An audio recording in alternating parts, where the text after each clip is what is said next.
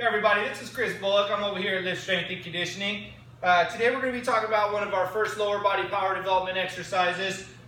This is the box jump. So if you're seeing this in your program, this would be called box jump 15. So I have a 15-inch box. If I had a 24-inch box, it'd be box jumps 24.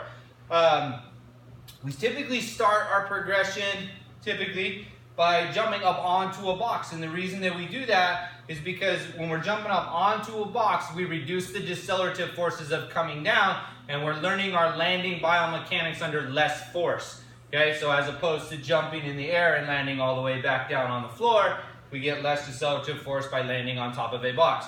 Okay, so I'm starting off. I'm going to be in a hip width position, and I want to use what's called full foot contact. So full foot contact for me, the whole foot is touching the floor, but if I was standing in sand and I looked at my footprint, I would have a heavier ball of my foot impression than a heel. So I'd have a very light heel impression in the sand. So my weight is a little bit leaned toward the ball of my foot as opposed to my heel. So when I set up, I want to be able to trade in this stretch shortening cycle. So I need a rapid load of my arms and my torso, my hips, to be able to drop back and load up essentially that hamstring and glute so that I can apply more force and elasticity to that. So as I jump, I'm going to be jumping high and then coming down and landing on this box. But when I land, I want to think about, in my landing position, being ready to take off into the next jump. So later on when we start training into successive jumps, we want to work on minimal ground time, minimal contact time, while still being able to produce force and jump high or far.